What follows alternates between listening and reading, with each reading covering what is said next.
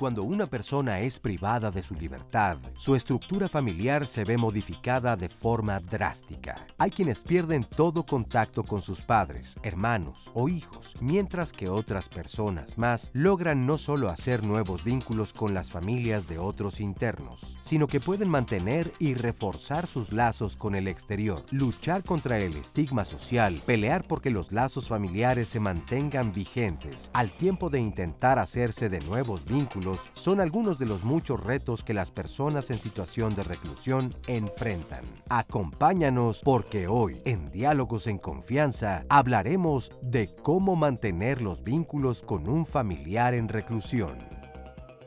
Hola, ¿qué tal? Qué gusto saludarlos esta mañana aquí desde el Foro de Diálogos en Confianza. Yo soy Cristina Jáuregui y como ya vieron, vamos a hablar de este tema tan interesante el día de hoy. La verdad es que todos decimos comúnmente que lo más importante es la familia. Y bueno, consideramos que sí es lo más importante, pero ¿qué pasa cuando hay familias que enfrentan situaciones que los hacen cuestionarse la propia familia, que los hacen que haya rupturas, que se separen, que se abandonen? Eso es lo que pasa, por ejemplo, con las personas privadas de su libertad. Muchas veces, muchos de sus familiares están con ellos, pero muchas otras los abandonan. Y bueno, lo que vamos a preguntarnos hoy es cómo es que pueden estas familias reintegrarse, cómo pueden trabajar con las personas que están privadas de su libertad, las mujeres y los hombres que están adentro y las familias que están afuera, qué es lo que pueden hacer para seguir en esa unión, con esos lazos, seguir acompañándolos, no abandonándolos, y muchas veces, inclusive allá adentro, ellos se encuentran nuevas familias, a nuevos hermanos, inclusive nuevos padres. Todo esto lo vamos a platicar el día de hoy, así es que yo creo que va a ser un tema muy interesante y sobre todo, yo creo que es un tema que difícilmente se pone sobre la mesa y difícilmente se discute y es muy importante. Las variantes que ustedes van a ver en este programa son impresionantes y bueno, pues yo creo que es importantísimo que todos estemos atentos y hagamos algo al respecto. Así es que bienvenidos. Y bueno, pues buenos días, mi queridísima Sandy. Buenos días, Cris. Muy buenos días a todos. Ya estoy leyéndolos. Muchas gracias por su participación. Recuerde que tenemos la transmisión a través de Facebook Live para que nos deje cualquier comentario o pregunta que tenga sobre el tema del día de hoy. También recuerde que puede consultar nuestros programas. Todos ellos están en YouTube para que con la fecha y el título que a usted le interese los pueda ver en la comodidad de su casa o en donde quiera. Y bueno, también decirles que tenemos el Twitter listo para recibir sus comentarios, las líneas de contacto con la audiencia. Y pues aquí los vamos a estar leyendo y hay muchos testimonios interesantes. Ya nos comparten en Twitter que es costoso cuidar de un familiar cuando está en la cárcel. Hay muchos costos emocionales y además del costo también, por supuesto, económico. Claro que sí. Bueno, y también le doy los buenos días, por supuesto, al público que está aquí con nosotros. Muchísimas gracias por estar aquí. Gracias por compartirnos esta mañana de ustedes y por supuesto que también le doy los buenos días a las intérpretes de lengua de señas mexicana, Fabiola Ruiz e Istiel Caneda, que nos van a estar acompañando todo este programa, por supuesto. Y el día de hoy están con nosotros Mercedes Castañeda, ella es directora general de Reinserta. ¿Cómo estás? Muy bien, Cristina, muchas gracias por la invitación. Al contrario, bienvenida. Muy contenta de poder hablar un poquito de este tema que, como mencionas, está abandonado y hay que ponerlo sobre la mesa. Claro, importantísimo. Gracias por estar aquí, Mercedes. Berenice Pérez Ramírez también está con nosotros, es profesora investigadora de la UNAM. Ella es coordinadora del proyecto Discapacidad, Género y Prisión. Desde el 2015 realiza talleres con personas privadas de su libertad en la Ciudad de México. Berenice, bienvenida. Muchas gracias. Qué gusto tenerte por aquí. Gracias.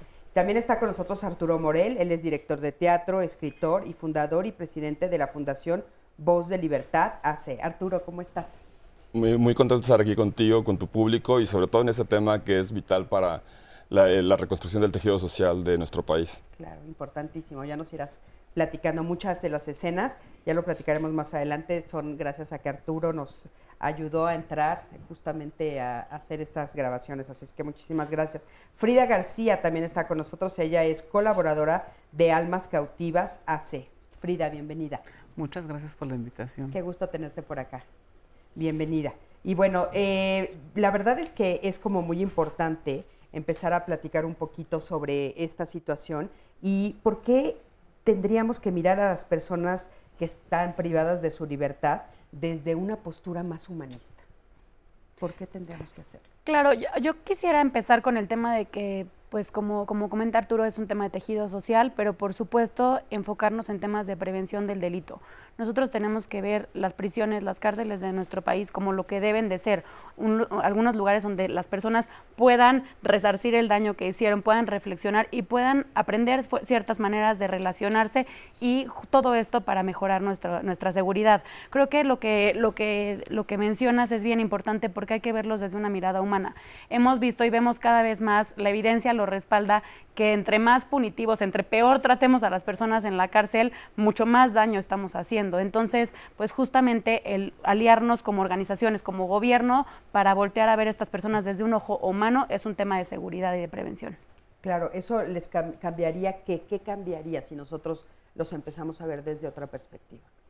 Bueno, creo que es importante también pensar que las personas que están en prisión y la prisión misma no está fuera del espacio social que compartimos. Es decir, lo que ocurre en las prisiones tiene que ver con nosotros, ¿no? Tiene que ver con nosotras. Y en ese sentido, ¿qué puede cambiar si dejamos a un lado todos estos imaginarios que tenemos respecto a las personas que están en una prisión? Pues cambiaría que también afuera podamos pensar en estos lazos sociales desde otra perspectiva, que podamos entender al otro, que podamos escuchar al otro, que estamos en una época donde eso escasea y que además esto va recomponiendo también la forma en la que nos relacionamos con los demás, ¿no? O sea, sí hay un cambio en las relaciones sociales y por supuesto que hay experiencias en otros países donde el delito disminuye, donde las prisiones empiezan a perder sentido, porque ya no hay un sentido social ahí, ¿no? Entonces empiezan a perder lugar en el espacio social. Eso es importantísimo. Arturo, fíjate que se cree que las familias de estas personas que están privadas de su libertad son familias disfuncionales, pero tendríamos que hablar tal vez que no solo son las familias, esto es mucho más amplio, ¿no? También es toda la sociedad, todo un contexto. Yo creo que como sociedad estamos reprobados en ese tema, porque al final del día la sociedad es el principal victimario y el responsable de que haya personas privadas de la libertad y de esta ruptura social que se da. Desde hace 25 años que inicié con el trabajo penitenciario, yo soy abogado, estudié teatro, entonces encontraba en el teatro y en el arte la manera de reintegrar a las personas privadas de la libertad, ¿no? De sensibilizar, pero nos fuimos dando cuenta en los estudios que la principal ruptura se daba en el seno familiar. Porque cuando ya estás en una obra de teatro y estás en un taller, que es mucho más que hacer teatro, lo que hacemos nosotros como Fundación Voz de Libertad, de conectar con las emociones, te dabas cuenta de que cuando ya te ven como mucho más amigo y se identifican contigo, siempre hay algo que pasó en su infancia, en una ruptura con una violencia doméstica, y entonces eso va generando ese odio, ese rencor a la sociedad y repercute en que alguien cometa un delito. Pero también no toda la gente que está dentro de una cárcel es responsable. Y entonces también hay muchas familias armónicas que tienen familiares dentro de una reclusión y a lo mejor eso es lo que le hace es el choque y que se separen o se unan más. Entonces sí es un tema que como sociedad tenemos que abordar más, tenemos que trabajar más y hacernos responsables de lo que está ocurriendo en nuestras cárceles. Pero entonces, o sea, dirías que si hay familias que parecería que sí hubo alguna situación digamos, lo voy a poner así, disfuncional, aunque no me encanta el término, pero hay otras en las que no, que dices que de repente pueden ser eventos fortuitos y que entonces las personas inclusive sí cometen algún delito y sí están privadas de su libertad. Entonces no es real que las familias son todas disfuncionales. No, no es real. Hay muchas familias que de pronto va un chico manejando, se le atraviesa alguien borracho, chocas, muere la otra persona y estás el día siguiente acusado de homicidio imprudencial en una cárcel y eres de una familia totalmente armónica, pero entonces eso ya implica una ruptura muy fuerte con tu familia. Entonces es un abanico muy amplio de situaciones y realidades. Y como sociedad y la experiencia que he tenido durante 25 años, es que la mayoría de la sociedad niega lo que pasa en las cárceles. No quiero saber qué pasa ahí, a mí ya agarraron al delincuente, ya lo metieron a la cárcel y no te das cuenta que dentro son seres humanos, no solamente expedientes, y cada uno tiene una historia diferente. Claro. Y cada sentencia que hace un juez no solamente implica a una persona, sino implica a todo un grupo social, la familia, los amigos. Entonces ahí hay que trabajar mucho juntos, como se comentaba, sociedad civil, autoridades, y no dejar el peso solamente a la autoridad penitenciaria. Claro. Frida, estás haciendo así. No, que sí. Sí. En el caso de la comunidad LGBTI existe un poco más de abandono. En muchos casos muchas personas no vienen no son de la Ciudad de México. Y muchas por su situación no las van a ver, ¿no? En este caso las mujeres transexuales, muchas no tienen visita, ¿no? Y a muchas, bueno, inclusive las excluyen de su misma familia, y una vez que están en el reclusorio, están presas dentro del mismo reclusorio. ¿Por qué? Porque no las ven como unas mujeres, ¿no? O sea, por su identidad de género no es respetada. Ellas llegan con un nombre y les hablan en masculino, muchas veces no. Pero como comentaba él, es el personal también de... Inclusive están recluidas en lugares equivocados, ¿no? Muchas veces. Sí. O sea, están recluidas tal vez en el reclusorio Oriente cuando deberían de estar en Santa Marta, no sé, por decir algo. Exactamente. O sea, varonil o femenil. Muchas están en el varonil. Muchas están en el varonil. Pero mira, Cris, nos hacen un comentario, a ver si están de acuerdo nuestros especialistas, de que la mujer presa sí es mucho menos visitada que los varones. Sí. Sí, no, totalmente. Totalmente. Justo nosotros publicamos un estudio con InMujeres el año pasado, en donde estuvimos a nivel nacional por parte de Reinserta evaluando cómo estaba la situación de las mujeres en prisión, y vemos que, por ejemplo, el 88% de las mujeres que están privadas de su libertad son madres. Entonces estamos viendo que cuando se quita a la madre, como muchas veces la cabeza de la familia, y está en prisión, ¿qué pasa con los hijos? Era impresionante porque muchas mujeres en los estados nos decían, es que yo llevo presa 7 años y no sé dónde están mis hijos. No sé si están en el DIF, no sé si se los llevan, no sé si están en la calle, nadie me dice dónde están. Entonces, justamente esta parte del abandono, por ejemplo, en el CPS 16 en Morelos, que es la única cárcel federal de mujeres, el promedio de visitas es 1 al año, ¿no? El 97% de las mujeres están abandonadas ahí. ¿Y por qué, Mercedes? O sea, ¿qué es lo que pasa? ¿Qué es lo que le pasa a la sociedad? ¿Qué es lo que le pasa a la familia cuando una mujer está privada de su libertad? Mira, es bien complicado, y hay un tema que también me gustaría tocar un poquito más adelante, que es el tema de qué pasa con sus hijos, pero la verdad en México sí tenemos una cultura muy machista. Tenemos una cultura de que quizás al hombre que está privado de su libertad no estamos más acostumbrados a él, o es más, pues el hombre está en prisión y pues la mujer, la abuelita, la mamá, los sobrinos lo van a visitar, pero cuando la mujer entra a prisión, los juicios de valor son mucho más altos, ¿no? Pues cometió el delito por sumisa, por tonta, por borrega, no empiezan unos insultos hacia la mujer que cometió un delito, cuando la realidad es que las circunstancias por las cuales las mujeres cometen los delitos son de verdad bien impresionantes. ¿Y qué pasa? Los invito a que un día se asomen, por ejemplo, en día de visita a la penitenciaría y a Santa Marta Catitla, que están pegados, y ves la fila de visitas que van a los hombres es enorme, y a las mujeres es muy corto. Entonces, ¿qué pasa? Las mujeres empiezan a hacer sus propias familias adentro, o empieza mucho a ver las relaciones interreclusorios.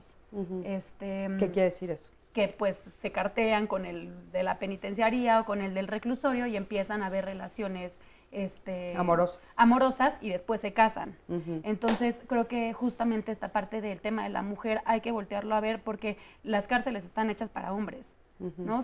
Si vemos los penales en México, la mayoría son penales mixtos. En la Ciudad de México no, tenemos Santa Marta, Catitla, tenemos Tepepan, que sí son penales específicos para mujeres, pero en la mayoría de las cárceles, y de cárceles muy peligrosas, y que están realmente catalogadas como cárceles de las más peligrosas en Latinoamérica, como es Topo Chico, como es La Mesa en Tijuana, varios penales que son penales que están hechos para hombres, y de repente es como, pues hay mujeres, pues hay que buscar un lugarcito por ahí, y ahí ponemos a las mujeres. Y no son penales que tienen perspectiva de género, no son penales que tienen esta visión de qué pasa cuando una mujer se le arresta con su familia. Ni siquiera se consideran cosas, por ejemplo, como qué pasa con una mujer cuando la arrestan, la tienen en los separos y está en sus días, por ejemplo. No hay manera que se considere qué pasa con estas mujeres y mucho menos con sus hijos también, porque tenemos en México entre 800 niños que nacen y viven en las cárceles y que ahí están con sus mamás también. Claro. ¿Sabes qué? Era bien interesante porque yo estoy totalmente de acuerdo. La mujer en reclusión es relegada, es abandonada, al hombre como que se le respeta más, como las visitas, que hay una mujer en la cárcel y nadie la va a visitar, y que hay un hombre y va la mamá, la novia, el examante, o sea, todo el mundo. Y lo que mencionabas, durante mucho tiempo no había un centro federal de alta peligrosidad, de alta seguridad para mujeres. Entonces hubo un caso que de pronto en el altiplano llevaron una mujer considerada de alta peligrosidad y no la pueden tener ahí por derechos humanos, porque no había un área específica.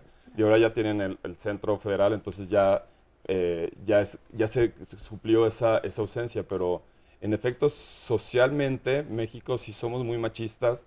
Y somos, o sea, se puede reflejar hasta en ese caso. Eso. Y hablando esto del tema de las familias, que a mí me parece impresionante lo que están comentando, fíjate, dices, ok, si el papá está recluido o el hombre está recluido, entonces afuera se queda todo un sistema familiar que lo protege, que lo ayuda, que lo cuida y que cuida a esos hijos, porque la mamá se está quedando.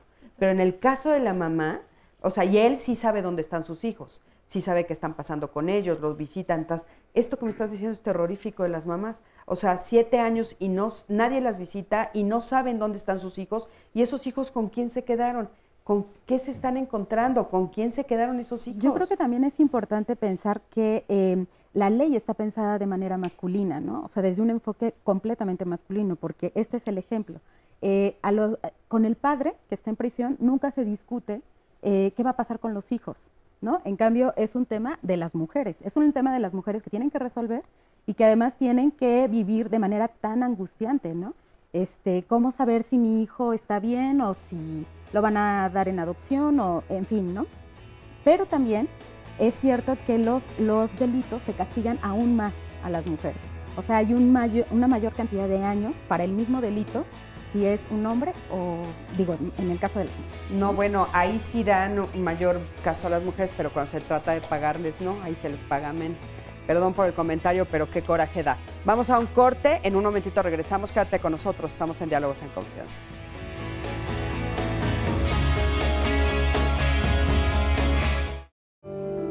Como mamá es un dolor muy fuerte tener a mi hijo ahí, pero yo sé que algún día él va a lograr su libertad. A mi hijo lo acusaron de robo calificado. A pesar de, me siento fuerte y para yo poderle transmitir esa fortaleza y esas ganas de seguir adelante, de lucha. Con eso no se va a acabar el mundo. Él tiene que salir y tener otra forma de pensar, otra forma de vivir. Yo voy a ver a mi hijo los jueves, son los días que yo descanso, porque yo trabajo de lunes a domingo. Yo estaba a punto de salir por mi hija a la secundaria, en ese entonces mi hija iba a la secundaria, la menor, y recibo una llamada en la cual me dicen que lo tienen detenido en la delegación.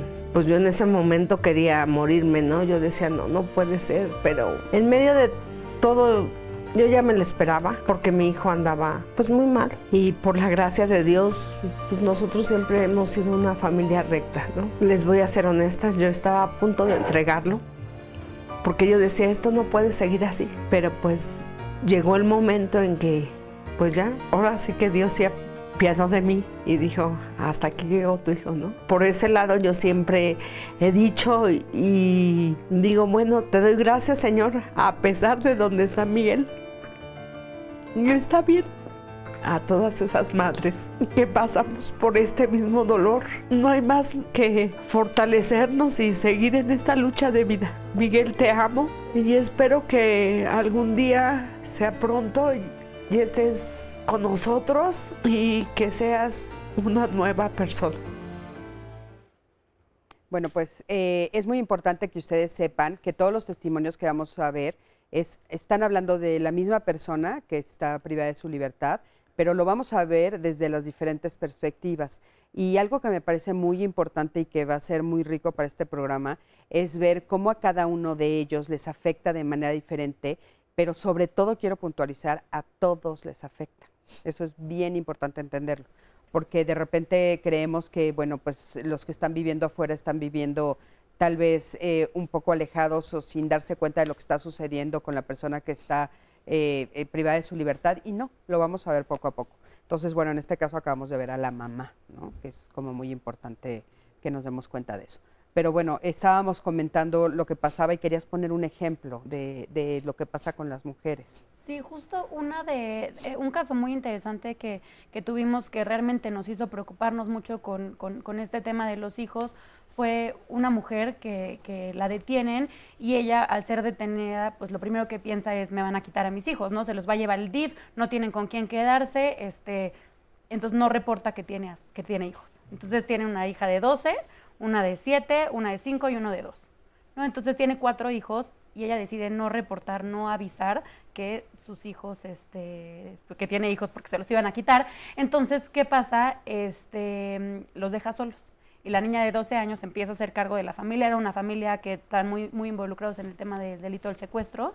Entonces, justamente, la niña empieza a replicar estos patrones y luego empieza a vincularse con la misma bandita del secuestro. Entonces empezamos justo a ver a niños ya involucrados en la vida del delito, y la mamá hasta 2 años después dice: oye, pues sabes que tengo hijos, reinserta, aquí están, viven solos, pues a ver si les pueden echar un ojo, porque fue el 15 de septiembre, aventaron cohetes y pues una de mis hijas se quemó, y pues la de 12 años no sabe qué hacer, entonces pues a ver si me pueden ayudar. Entonces justamente este es como un ejemplo muy claro de la falta de apoyo, la falta de apoyo que estamos dando como sociedad, como gobierno, a las mujeres y a los hombres que están en prisión, porque no hay absolutamente programas para ellos. Tenemos que, entre sociedad civil, estar buscando qué hacemos, cómo solapar, pero la realidad es que hay muchas personas en la cárcel y pues no nos dan las manos, ¿no? Ni al gobierno le dan las manos, ni a la sociedad civil, y por eso sí es bien importante que se voltee a ver. Porque como comentaba Arturo al principio, estamos con los ojos cerrados. Cárcel, no me hables al respecto, háblame de otra cosa. Entonces, los niños, todo esto es una cadenita. Los niños están viviendo todo esto, las familias lo están sufriendo. Creo que la imagen que pones de esta mamá es un claro ejemplo de cómo se sienten las familias, ¿no? Claro. Este dolor profundo. Ahora, me llama mucho la atención, Arturo, porque estaban viendo este testimonio.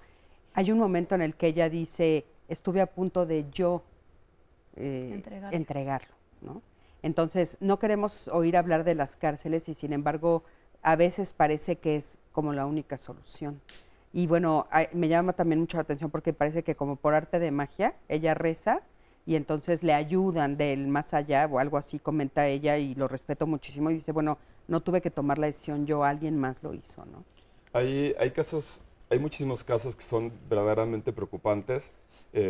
Quiero comentar un poco de la población LGBTI. Una vez conocí un centro donde el director, no era el CEDE de México, en otro estado, donde tenían en un área específica a la población gay, como encerrados dentro de la propia cárcel.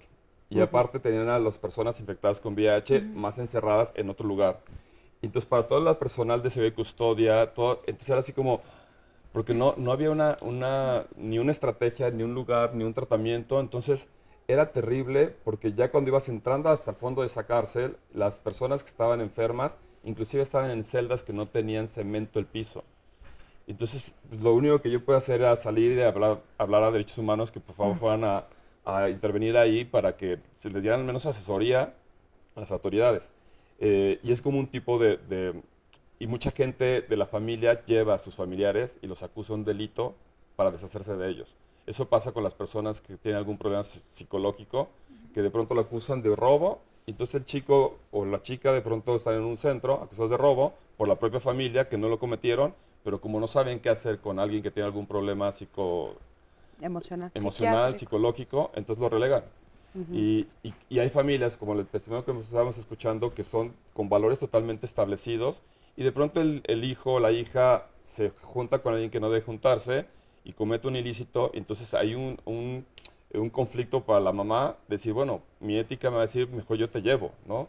Porque a lo mejor ya no sé controlarte. Claro. Un día llega una mamá y me dice, al final de una función, me dice: gracias, porque a partir de que está mi hijo en el proyecto, mi hijo me escucha. Esa frase tan sencilla, mi hijo me escucha. Entonces ya puede tener más comunicación con él y para apoyarlo mucho más en su reclusión. Oye, si nos platicas un poquito del proyecto, ¿cuál es el proyecto que estás haciendo? Este es un proyecto que tenemos en la Fundación Voz de Libertad, que se llama Un Grito de Libertad, que lo que buscamos es cambiar la energía negativa en positivo a través de cantar, actuar, bailar, meditar, hablar de Ho'oponopono, hablar de Kabbalah, y el objetivo principal es que las personas que están en reclusión se perdonen a sí mismas y perdonen a la gente que les hizo daño, si es que alguien los llevó ahí, y a partir de ahí empiecen a elevar el nivel de vibración y puedan reintegrarse mucho mejor a la Estamos a la viendo sociedad. justamente algunas escenas, Arturo, si nos puedes decir qué estamos viendo. Ahí estamos viendo unas escenas de uno de nuestros proyectos. Tenemos dos proyectos, uno que es Don Quijote, que es una versión libre del musical Hombre de la Mancha, y otro que se llama Soy también José, que es una versión libre de José el Soñador. Entonces estas dos obras de teatro es el pretexto para convivir y para hablar sobre cómo elevamos el nivel de vibración, porque en las cárceles al haber mucha victimización, rencor, odio, el ser humano está en un nivel muy bajo de vibración. Entonces al lograr elevar su nivel de vibración, buscamos cambiar también la conciencia. Y primero con el grupo que participa con nosotros, actualmente somos un poco más de 300 personas, hombres de Reclusorio Oriente y mujeres de Santa Marta Catitla, que cada lunes nos llevan las autoridades nos apoyan con el traslado de ellas, y con cierta frecuencia hacemos funciones con sus familias, justamente para reivindicarlos frente a la familia. Y ha sido maravilloso porque hay personas que nunca los han ido a visitar, que aceptan ya después ir a verlos a la obra y al final terminan abrazándose. Y papás que conocen a sus hijos después de 3 años que nunca los habían llevado a la cárcel. Mamás que se reencuentran con ellos. Entonces es un proyecto que más allá de la cuestión teatral, decimos que es una experiencia de vida para los participantes, para el público que asistimos, para la sociedad, para estudiantes y sobre todo para decir a la sociedad, somos todos responsables de lo que está pasando dentro de la reclusión.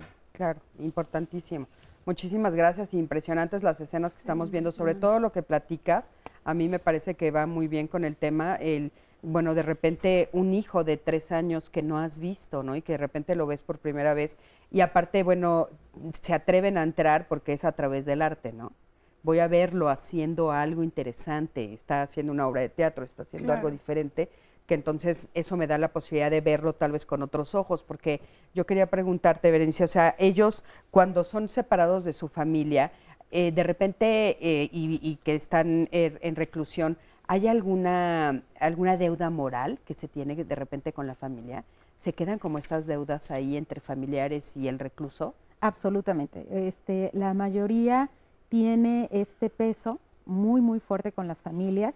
Incluso he encontrado casos en el reclusorio de Tepepan donde ellas mismas son las que le piden a la familia que ya no acudan más a visitarles, en el sentido de que es muy dolorosa la despedida y porque tienen esta carga de finalmente mi acto o el hecho de que esté aquí, porque muchas personas son inocentes, muchas personas que están en prisión son inocentes, el hecho de que esté aquí hizo que mi familia se fragmentara, hizo que mis hijos se avergonzaran de mí, hizo que mi madre o mi padre tenga que buscar recursos en 1000 lugares para poder mandarme dinero, porque cabe decir, en la cárcel se necesita mucho dinero para vivir, incluso se cobra la lista, para conseguir mejor comida, etcétera, ¿no? Entonces, efectivamente hay un peso importante en ellas y ellos, y esto es parte de lo que suma a una historia de vida llena de violencias y a un estigma que saben que tienen un estigma social, ¿no? Entonces, sumado todo esto, hace que el cuerpo enferme, que la persona sea muy propensa a consumir sustancias, a enfermarse, a desinteresarse por actividades de todo tipo, y no es poco común ver muchos casos de depresión, por ejemplo, ¿no? Ahora, tú comentas cuando ellos, muchos son inocentes. ¿Sucede lo mismo cuando sí son culpables? Sucede lo mismo, sucede lo mismo. Lo que yo he encontrado en los talleres de autobiografía que he estado realizando es que hay un proceso de introspección muy profundo en ellas y ellos, en la mayoría. De hecho, poco uno tiene que ir a ofrecer, sino más bien se trata de abrir un espacio de diálogo, porque ellas y ellos ya tienen un proceso de introspección bien profundo, o sea, han analizado su vida casi paso por paso, ¿no? Entonces, en ese espacio de diálogo, lo único que hacemos es volcarlo, empezar a dialogar, y sí, algo que resalta aún en quien cometió un delito es esta culpa por haber realizado tal delito y lo que afecta a sus seres queridos. Claro. Ahora, muchos de ellos pretenden que esa persona desaparece, o sea, como si ya no existiera, pero realmente la siguen extrañando. Claro, sí, no, totalmente. Y justo lo que comentas es muy cierto porque las familias ven, ¿no?, que sus familiares vienen a visitarlos y están en un ambiente, la visita íntima, por ejemplo, se da entre sábanas en el patio, entonces las familias, por ejemplo, vas a penales que son municipales o penales muy chiquitos en donde, bueno, en general todos están sobrepoblados, pero en donde la sobrepoblación es enorme, entonces pues las propias personas que están privadas de su libertad dicen, este no es un lugar apto para mi familia, ya no vengan, ya no les voy a hablar, ya los voy a alejar para que ya ellos no tengan que venir gastar dinero, porque si de por sí ya veo que mis hijos necesitan dinero afuera y yo les estoy costando dinero a mi familia, mejor que ya no vengan. O por ejemplo, hay muchísimas personas que nada más se desaparecen y no avisan que están en la cárcel. Entonces, justamente es bien importante este tema que dices de cómo podemos nosotros como sociedad y cómo pueden los familiares apoyar a las personas privadas de su libertad sin que sientan que nada más son un peso encima. ¿Cómo? Creo que hay que meter mucho más programas de habilitación laboral. O sea, definitivamente el tema laboral en las prisiones y en los reclusorios de México es tristísimo. Creo que los programas que ayudan mucho son los programas, como comentábamos ahorita, de teatro, de arte, para bajar un poco, empezar a trabajar con las emociones de las personas, empezar a dar como ese molde para que ya se pueda empezar a trabajar con ellos, pero la parte de la producción. O sea, no hay trabajo para las personas que están privadas de su libertad, no hay oportunidades, entonces nada más cuestan mucho dinero al gobierno porque nosotros como país gastamos muchísimo dinero en las personas que están en la cárcel y ellos también. Entonces, si pudiéramos dar más oportunidades laborales, creo que sería un muy buen comienzo para que las personas puedan producir desde adentro, claro, para ellos y para sus familias. Oye, y bueno, nos dijiste que un poco más adelante comentarías qué pasa con los niños. ¿Qué pasa con los niños de esas mamás en reclusión? Mira, el tema con los niños que nacen y viven en prisión es complicado. Justamente en el 2016 se hizo una ley para que los niños puedan ser tomados en cuenta como una población vulnerable, que la ley de ejecución mencione que existen niños en prisión, porque de repente volteábamos y hay estados, por ejemplo en Guerrero, que había niños de 14 y 15 años que nunca habían salido del reclusorio, que ahí nacieron y ahí se quedaron, ¿no? Entonces, no hay tal cual un censo, no hay programas para estos niños. Vemos otros países que tienen programas como anexos para las cárceles donde nacen los niños para que puedan tener el tema del vínculo, pero en México no existe eso. Hay muchísimos niños que cuando se cierra una celda en la cárcel están allá adentro. Justamente lo que Reinserta está buscando con el acercamiento de estos niños, además de hacerlos visibles y de que las leyes los protegen y por supuesto que esto se cumpla, es dar programas para que las mamás puedan vincularse con sus hijos, que las mamás puedan tener como esta escuela para madres tal cual, porque muchísimas veces nos pasa que golpean a sus hijos, ¿no? Ahí en la cárcel y es como, a ver, ¿por qué lo golpeas, no? ¿Qué está pasando? Pues es que es la única manera que yo sé educar a mi hijo. Entonces volvemos otra vez a repetir lo mismo. Entonces a repetir los patrones. A repetir los patrones. La violencia y justo también el qué pasa con los niños cuando salen, porque por ley ellos tienen que estar hasta los 3 años. Entonces, ¿qué pasa con ellos cuando salen? Pues igual, ¿no? O se van con la abuelita de no sé quién, o muchas nos dicen, no, pues se va a ir con mi compañera de celda que tuve hace 4 años, que quién sabe dónde está. Entonces, justamente no existen estos programas que protejan a los niños de estas mujeres. Oye, ¿y los que dices que de 7 años sin saber de ellos, dónde están? Pues dónde están, ese es el tema, necesitamos voltearlos a ver, necesitamos que las autoridades se comprometan a decirles, oye, a ver, tu hijo se lo llevó el DIF, está aquí, tu hijo está en esta casa hogar, tu hijo está con este familiar. O sea, sí sucede que cuando toman a una mujer, también agarran a los niños. Sí, exacto. En algunos casos, es que como es un tema tan amplio. Y regresamos otra vez al tema penitenciario, las cifras siempre te van a dar cifras diferentes porque hay demasiados números negros en el sistema penitenciario. Entonces, idealmente hay que reportar a los hijos, hay que ver si algún familiar que tenga las capacidades para poder cuidar a los niños, que se quede con ellos, o si no una institución que pueda hacerse cargo de Claro, ellos. pues bueno, me parece gravísimo todo lo que nos están platicando porque... Tiene que haber políticas públicas. Tiene que haber claras. Claro, hablando de las políticas públicas, pero fíjate, hablando de las familias, o sea, ¿cómo le hacen si ni siquiera las políticas públicas les pueden ayudar? O sea, no hay formas. Esto que dices de que de repente un niño de 14 años, a los 3 años tiene que salir de la prisión porque no le toca estar ahí, no tiene por qué cumplir una condena, son 14 años y sigue ahí. Sí. O sea, todo lo que pasa con esas familias que después pues van a salir o, en fin, son parte de nosotros, hay que voltear a verlos. Vamos a un corte y regresamos con estas dudas. Quédate con eso. Me encontraba en la secundaria. Ese día iba a ir mi hermano por mí a la escuela. Entonces me extrañó que fuera mi mamá y no mi hermano. Me dijo que no me pusiera mal, pero que ya lo habían detenido. Era algo que no lo esperábamos, pero nunca se está preparado, ¿no? Entonces para mí fue duro porque estaban los preparativos para mis 15. Teníamos ya el salón, estábamos en la parte del vestido. Entonces cuando lo detienen, pues se cancela todo porque se vienen gastos, pagos de abogado, gastos para él. Y pues para mí sí fue difícil.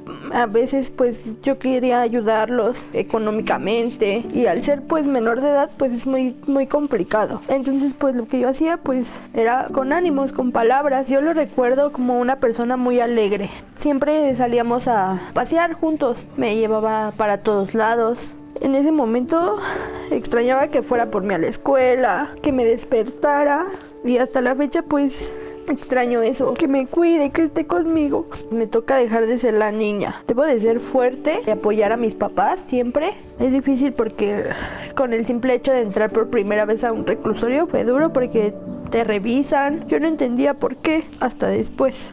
Es difícil porque empiezan a juzgar, empiezan a señalar, empiezan a decir, pues es que tu hermano es un ratero y tu hermano por eso está en la cárcel. Y empiezan los señalamientos, no queda más que ignorar. Mi hermano sabe que el día que primero Dios tenga su libertad, vamos a estar con él, lo queremos mucho, lo vamos a apoyar para que pues se vaya por el camino del bien. A analizar o a comentar con nuestros especialistas este testimonio. Muchísimas gracias a todos los que participaron con sus experiencias y que nos están dando también sus opiniones. Les leo algunos comentarios en Twitter. Nos dice Patricio Villarreal, creo que parte importante para mantener el vínculo es el amor y felicita por el tema. También nos dice en Twitter, la verdad nunca he pasado por una experiencia así, pero ha de ser muy difícil llevar, sobre todo por los gobiernos, las cárceles donde el ambiente es casi imposible para la convivencia. También nos dicen en otro comentario, no creo que sea igual estar recluido en una cárcel que en un hospital psiquiátrico, en un cuartel, alejado de sus familiares. Son diferentes emociones y me gustaría que hablaran de las diferentes formas de reclusión. También nos decían en otro comentario que también puedes estar recluido en tu propio ambiente, ¿no? Estar segregado, estar alejado, que muchas veces también es la familia la que nos platica de esto, cuando son estigmatizados, cuando están estableciéndose juicios. Y acá nos dice, nos comparte su testimonio Daniel Infante en Facebook. Yo convivo diario con una persona que desde el 91, después de estar recluido, fue abandonado a su suerte, quedando en situación de calle y sin familia alguna. En un proyecto que trabajamos, ayudamos a este tipo de personas y nos ha hecho saber que somos su familia. Nos dice, le preguntamos el día de hoy si extraña a sus familiares y nos dice que no los recuerda ya. Fíjense cómo también una de las consecuencias de lo que sucede con la familia, pues se alejan, se separan, incluso como en el caso que nos platican aquí, se llega a perder por completo el vínculo. También nos dice Liliana Ventura, debería de ser un derecho para el recluso y una obligación para el penal tener y aplicar derechos humanos. A veces no permiten ayuda médica y dice, y no hay recursos y dejan que los reclusos empeoren o incluso mueran. Y nos dice Sofía, conozco varios casos de enfermedades psiquiátricas muy violentas, la familia carga toda la responsabilidad. Nos comenta aquí, aprovechando el programa, hace 17 años que asesinaron a un familiar. Bueno, él pide que se hable de otro tema, que es la pena de muerte. Y bueno, muchas felicitaciones por el programa, por hacer espacio para hablar de este tema. También dice Rocío Ábalos, tendría que haber un lugar especial para los hijos de reclusas y reclusos porque es una población muy vulnerable. Si un familiar no se puede hacer cargo, que el Estado intervenga, pero bueno, de esto es precisamente de lo que nos platicabas, de que no es tan sencillo y que hacen falta muchos programas. Claro, Cris. Por supuesto. Oigan, y a mí me gustaría regresar un poquito al testimonio que vimos, ¿no? Porque como les estaba comentando al principio, bueno, lo vamos a ver desde diferentes perspectivas y una es la de la hermana, ¿no? Ella me llama mucho la atención cómo dice, bueno, pues de repente todos mis planes, todo el poner atención también a mí, se vino abajo, sobre todo por los gastos tan fuertes económicos que significa tener a una persona privada de la libertad. Mercedes, ¿nos puedes hacer algún comentario al respecto? Claro, creo que justamente el tema de los, me iría un poco por el tema de los costos. Es muy caro mantener una persona en prisión.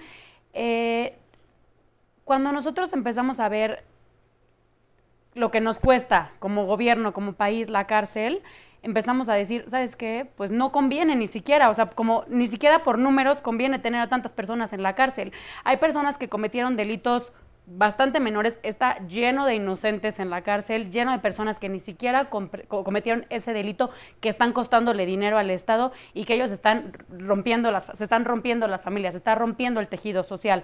Entonces, justamente el voltear a ver como este tema de medidas alternativas a la prisión, creo que puede ser una alternativa bastante eficiente. ¿Por qué? Porque las personas pueden seguir afuera, pueden seguir siendo productivas, pueden seguir en programas, por supuesto, porque no es, no es hacerlos impunes y que nada más pues ya estén afuera, sino nada más que se pueda tener un monitoreo y un programa, pero mientras ellos sigan reintegrándose a la sociedad y no nada más privándolos. Porque ¿qué pasa cuando una persona la separas 50 años de su familia, de la sociedad?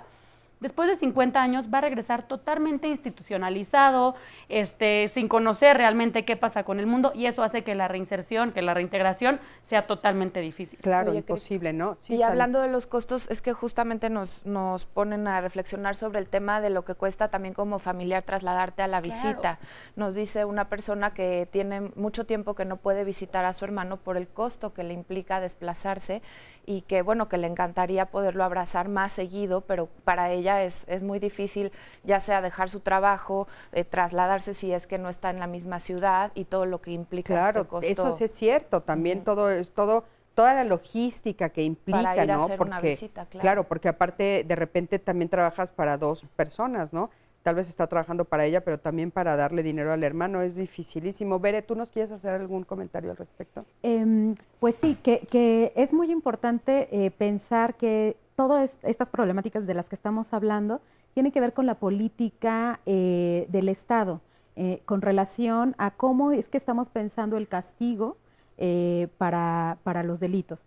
¿Por qué lo digo? Porque hay un incremento importante de la población penitenciaria desde hace más o menos de 20 años aquí en México, ¿no? Y esto que nos está diciendo, ¿por qué hay un énfasis en la política punitiva y por qué no en la política de bienestar o en la política social?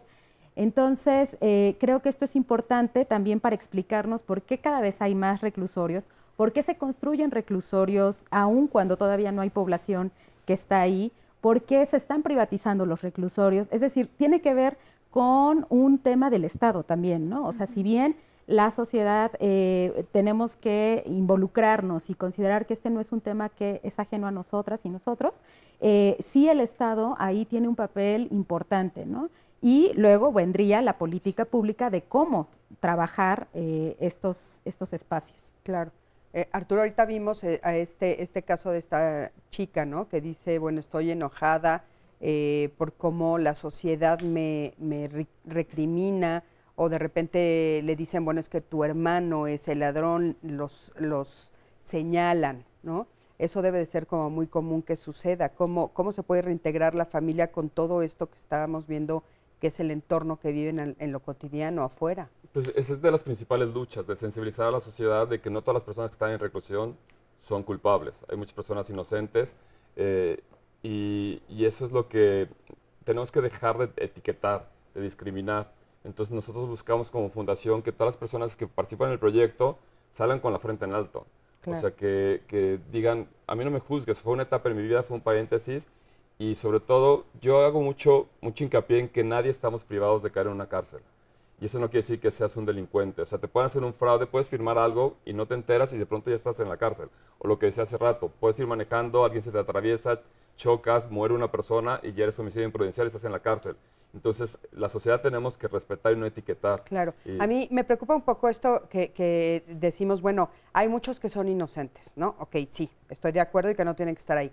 Pero las personas que sí cometieron algún delito, O sea, la razón por la que están ahí supuestamente es para resarcir el daño y para ayudarles a convertirse en mejores personas, cosa que no se está logrando.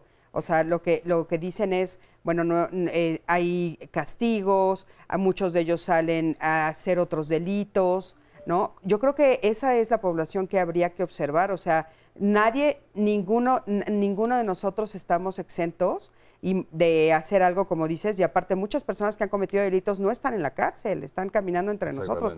Entonces, o sea, ¿de qué estamos hablando, no? Yo creo que es como muy importante decir, bueno, alguna persona también pudo haber cometido un delito en un momento, sí lo cometió, pero también es un paréntesis en su vida, y esas personas también tendrían que tener una segunda oportunidad, ¿no? Y de repente parece que no hay oportunidad para nadie. Es que el tema también es en México hay como dos tipos de sistema en reclusión.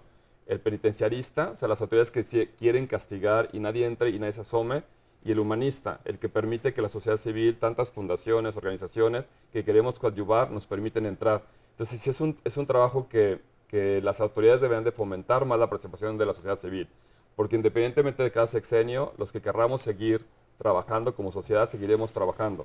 Y hay infinidad de aristas que hay que cuidar.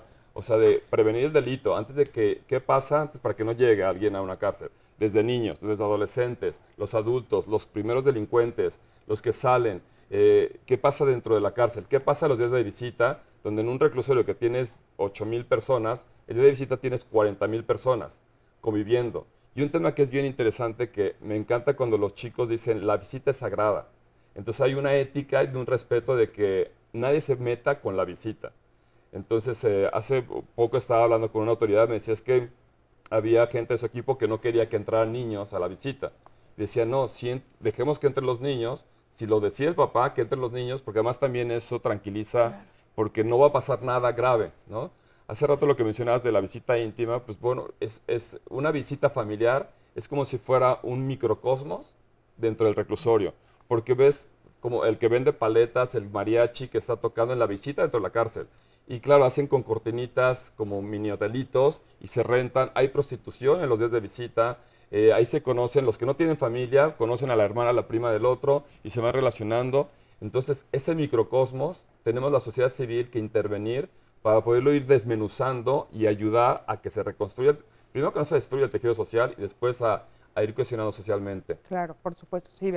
Me gustaría recalcar en esta parte que efectivamente en la cárcel vemos las mismas clasificaciones, las mismas discriminaciones que vemos afuera. Incluso cada vez más podemos cuestionar el afuera y el adentro, porque lo que ocurre afuera ocurre adentro también, pero digamos que un poco más exhaustivo, más profundo, respondiendo también a la pregunta del público, porque no es lo mismo que tú puedas ir a la escuela a un lugar, que puedas ir al parque a otro lugar, que puedas vivir en otro lugar, hacer todas tus actividades cotidianas en el mismo lugar. Eso genera mucho problema a nivel cotidiano. Y en este sentido, creo que pensando en aquellos y aquellas que sí cometieron un delito, estaríamos hablando de un síntoma social. O sea, no de un acto personal únicamente, ¿no? Sino que en ese sentido también nos compete. ¿Qué está pasando con este tipo de delitos? O que personas se involucren en este tipo de delitos, sí consideramos que son de esta sociedad, de este mismo lugar del cual somos todas y todos.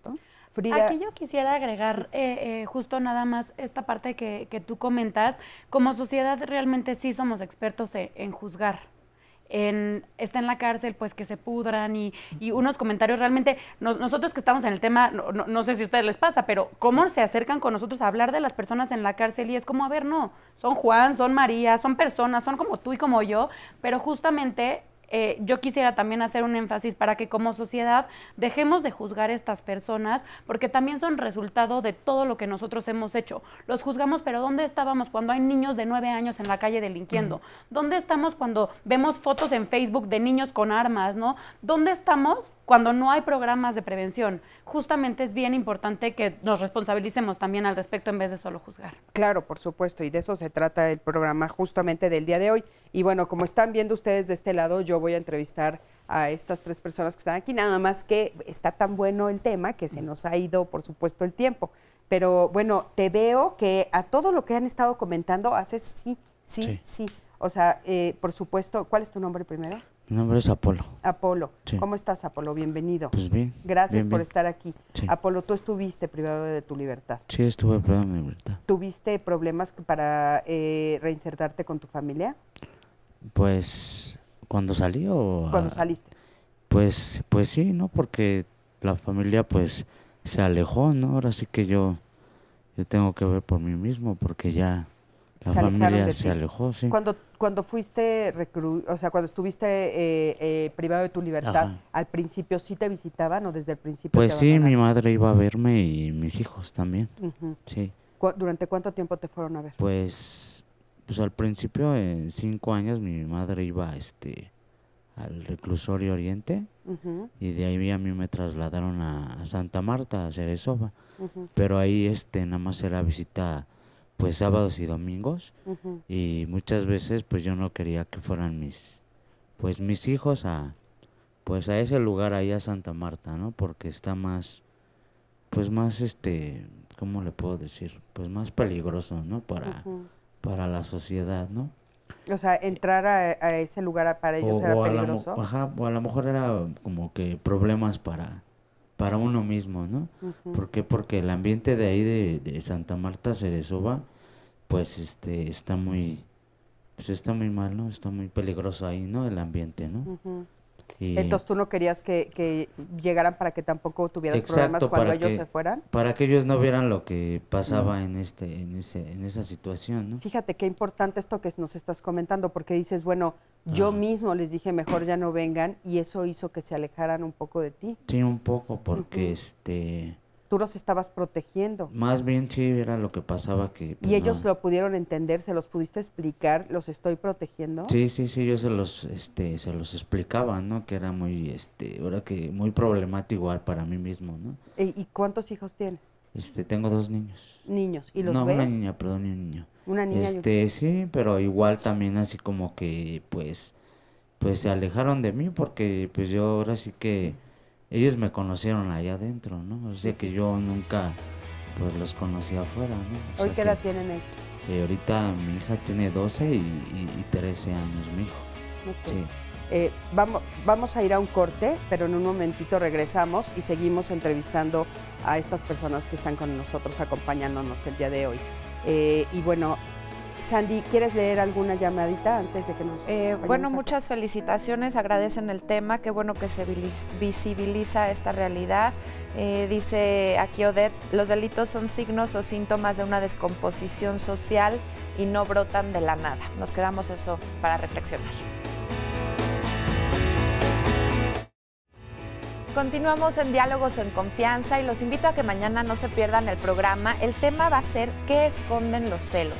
Para algunas personas, pues los celos pueden ser un arranque, pueden ser una mezcla de ira, de enojo, de envidia, de tristeza. Para otros significa inseguridad y los celos se pueden presentar no solamente en las parejas, en una relación amorosa, aunque es lo más frecuente, pero también se pueden dar, por ejemplo, entre la familia, en la escuela y en el trabajo. De todo esto vamos a hablar el día de mañana y queremos saber su opinión. Para ustedes, ¿qué significa ser celosos? Si a ustedes los han celado, pero sobre todo lo más importante es qué se esconde detrás de estas emociones, qué se esconde detrás de los celos. Vamos ahora a ver un resumen de lo que ya se dijo en el tema del día de hoy y a escuchar un testimonio. Tenemos que ver las prisiones, las cárceles de nuestro país como lo que deben de ser. Algunos lugares donde las personas puedan resarcir el daño que hicieron, puedan reflexionar y puedan aprender ciertas maneras de relacionarse. Hemos visto y vemos cada vez más, la evidencia lo respalda, que entre más punitivos, entre peor tratemos a las personas en la cárcel, mucho más daño estamos haciendo. Voltear a ver a estas personas desde un ojo humano es un tema de seguridad y de prevención. Las personas que están en prisión, y la prisión misma no está fuera del espacio social que compartimos. Hay experiencias en otros países donde el delito disminuye, donde las prisiones empiezan a perder sentido porque ya no hay un sentido social. Al final del día, la sociedad es el principal victimario y el responsable de que haya personas privadas de la libertad. Siempre hay algo que pasó en su infancia, en una ruptura con una violencia doméstica, y entonces eso va generando ese odio, ese rencor a la sociedad. La sociedad niega lo que pasa en las cárceles. no quiero saber qué pasa ahí, a mí ya agarraron al delincuente, ya lo metieron a la cárcel y no te das cuenta que dentro son seres humanos, no solamente expedientes, y cada uno tiene una historia diferente. Sí. En el caso de la comunidad LGBTI existe un poco más de abandono. En este caso, las mujeres transexuales, muchas no tienen visita. Por su identidad de género no es respetada. Ellas llegan con un nombre y les hablan en masculino, muchas veces no. Cuando la mujer entra a prisión, los juicios de valor son mucho más altos, ¿no? Son, pues cometió el delito por sumisa, por tonta. La mujer en reclusión es relegada, es abandonada, al hombre como que se le respeta más. En las visitas que hay una mujer en la cárcel y nadie la va a visitar, y que hay un hombre y va la mamá, la novia, el examante, o sea, todo el mundo. La ley está pensada de manera masculina, ¿no? O sea, desde un enfoque completamente masculino. No hay trabajo para las personas que están privadas de su libertad, no hay oportunidades, entonces nada más cuestan mucho dinero al gobierno. Si pudiéramos dar más oportunidades laborales, creo que sería un muy buen comienzo para que las personas puedan producir desde adentro, para ellos y para sus familias. Me ha costado trabajo vivir estos momentos, pero me da alegría de que después de 7 años pude verlo. Yo recuerdo a mi nieto que era un niño muy inteligente, muy despierto, muy vivaracho. Vivió aquí un tiempo, en esta casa. Le gustaba leer el periódico con mi marido, que ya murió. Él es morenito. Entonces yo le decía que él era mi negro santo, pero pues me salió mi negro diablito.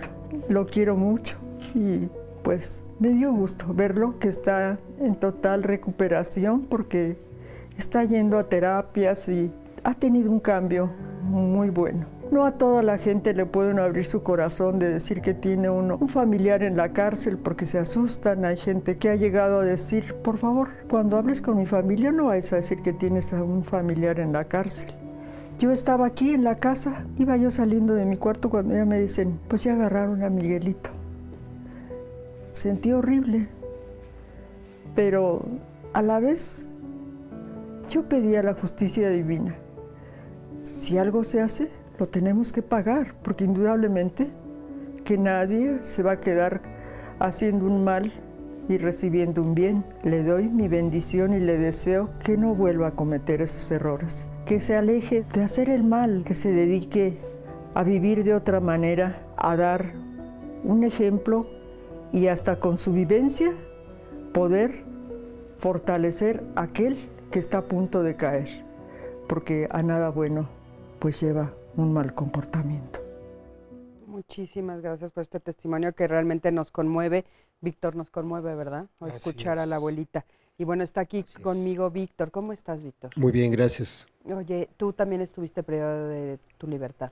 Así es, en el Cerezo de Morelos. ¿Cuánto tiempo estuviste? 14 años, 7 meses, 13 días. Ok. ¿Y cómo te fue con el tema de la familia?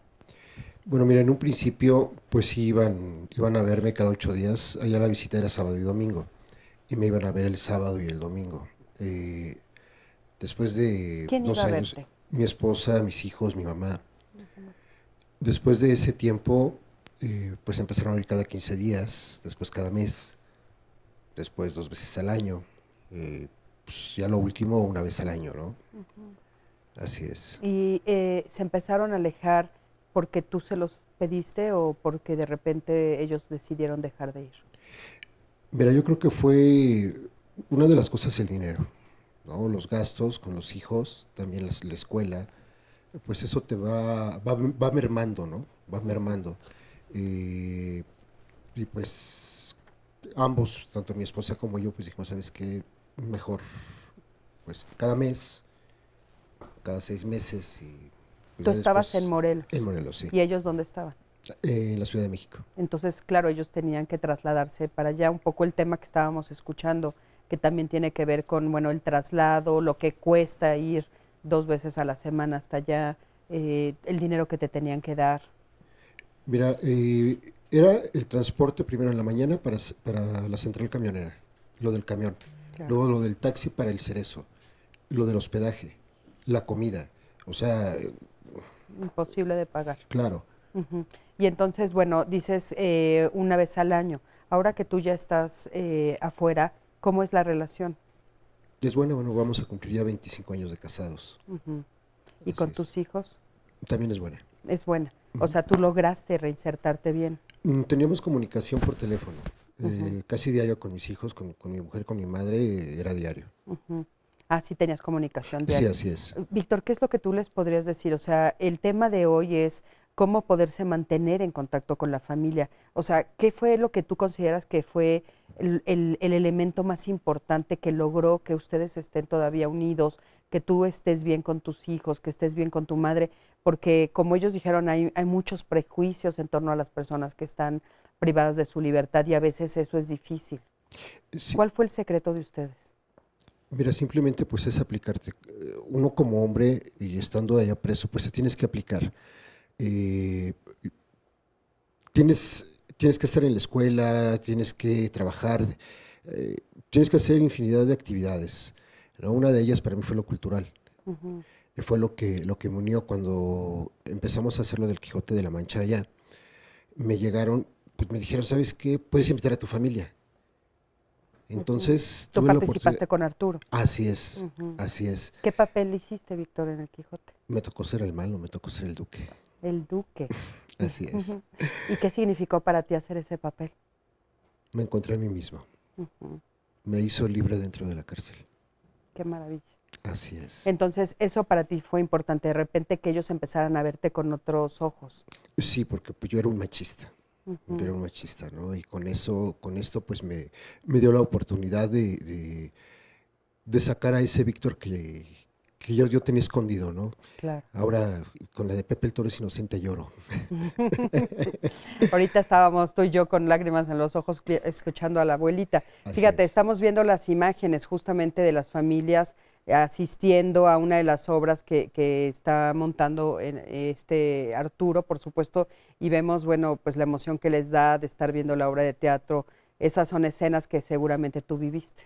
Sí, sí, y créeme que cada vez que se presenta la obra, así sea un ensayo, a mí me llena de emoción y me llena de energía ver a los chicos, a los compañeros, cómo le echan esas ganas, esa ¿Tú sigues asistiendo a verlas? Yo estoy en la Fundación Voz de Libertad, estoy pues regresando la dádiva que me dieron, ¿no? Yo creo que con lo poco o mucho de vida que me falte, yo no voy a poder terminar de pagarle a la Fundación y a Arturo lo que hizo por mí. Oye, a mí me gustaría también hacerte otra pregunta. ¿En el interior hiciste familia? ¿En el interior del centro? No.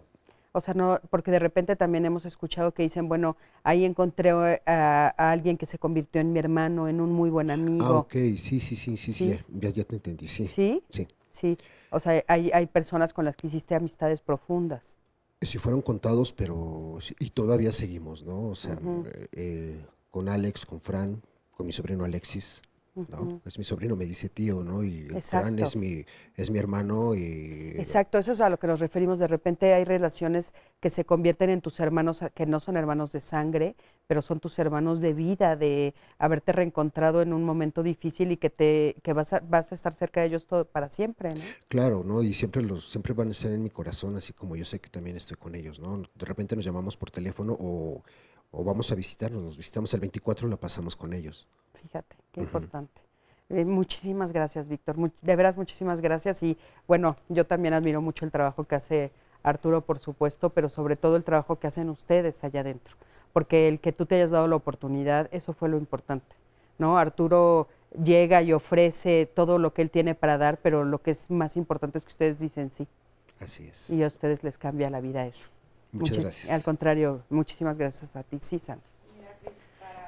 Escuchar este testimonio, podemos también ver otra parte, otra cara de la moneda de la que nos estaban planteando aquí en las redes sociales, comentarios en Facebook Live como este que dice: lamentable, las cárceles no son centros de rehabilitación, más bien son centros de humillación, maltrato y depresión. Y pues podemos ver que hay una esperanza ahí, hay programas que se están haciendo en contra de esto que plantean aquí. También nos dicen en otro comentario: el prejuicio social es muy grande, pueden purgar su condena, cambiar incluso, y el prejuicio va a permanecer. Por ello muchos se enfrentan a la soledad al salir del reclusorio.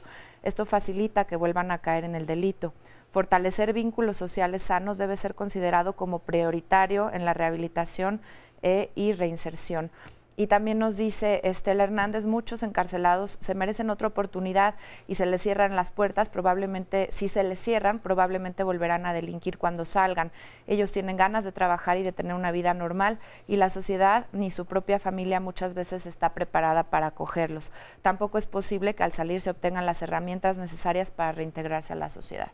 Por eso la importancia de tener otra visión y otro tipo de programas como los que estamos presentando. Claro, porque aparte esto que comentas al final es como muy importante. O sea, el prejuicio no acaba, ¿no? A pesar de que ya cumplieron su condena. Claro. Y de que salen, y se supondría que ya tendríamos que decir, bueno, ya pagó. Ah, no, pues afuera hay que cobrarles, ¿no? Y afuera se les cobra. Y hablando de la población LGBT, ¿qué nos podrías decir de eso, Frida? Bueno, con nosotras el trabajo es igual para que se adapten cuando ellos salgan. Damos talleres para que aprendan algún oficio. Hubo un curso que era de chocolatería y ellas, fíjate que agradecían mucho, la comunidad. Cuando llegábamos nos decían qué bueno que vinieron, nos gusta mucho que vengan porque dentro del encierro que tenemos aquí tenemos otro encierro porque están en otra área.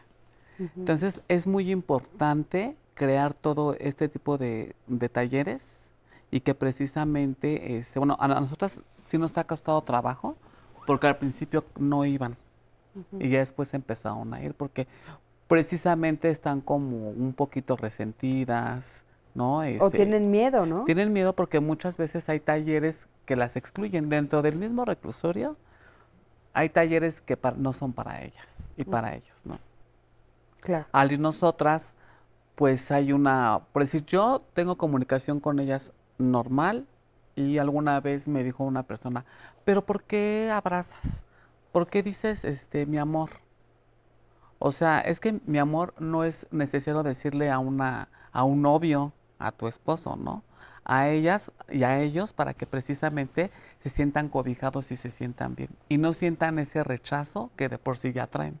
Claro. Entonces muchas veces nosotras, ¿y cómo estás? Y qué bueno que tenemos. Muchas de ellas, pues se drogaban. Y ya a raíz de que íbamos ya empezaban muchas bajaban pues un poquito mal, unas bajaban bien. Y ya a raíz de que fuimos, ellas empezaron ya a bajarle más, ¿no? Porque ya se sentían que eran, que le importaban a alguien de afuera. Claro. Y que precisamente no éramos sus familiares. Y cuando salen ellas del reclusorio, ¿también ustedes las ayudan a reintegrarse? Sí, cuando ellas salen, bueno, para empezar, muchas tienen su nombre todavía de hombre, entonces cuando salen ya las ayudamos a que bueno, eso es gratuito, pero les decimos cómo le pueden hacer, y les damos seguimiento muchas veces, ¿no? Muchas de ellas se van porque muchas no son de aquí, se van a su lugar de origen. Y muchas siguen en la Ciudad de México. Pero sí es importante que se impartan todo este tipo de talleres, de cursos, de sensibilización y todo para que principalmente las personas pues las acepten y comprendan más bien. Muchísimas gracias, Frida. Y bueno, por aquí tengo a Guadalupe. ¿Cómo estás, Guadalupe? Bien, gracias. Cuéntame, ¿de qué nos vienes a platicar? Bueno, es cierto lo que comentaban los compañeros, ¿no? A veces ellos lo que quieren es proteger a la familia, ¿no? En mi caso personal, mi esposo es el que estuvo en el reclusorio Oriente. Él pidió que yo no lo fuera a ver. ¿Cuánto tiempo él sigue ahí o no, ya salió? No, estuvo por 3 meses que se hicieron eternos. Empezando por los gastos en primer lugar, luego el que no quería que pasara, en este caso yo, por el que nos tocan, el que nos revisan, el que nos hacen, la falta de respeto que hay dentro de, ¿no? Que se manejaba, el que te desnudaban y te hacían que hicieras sentadillas por si no llegabas a meterles droga y todo esto.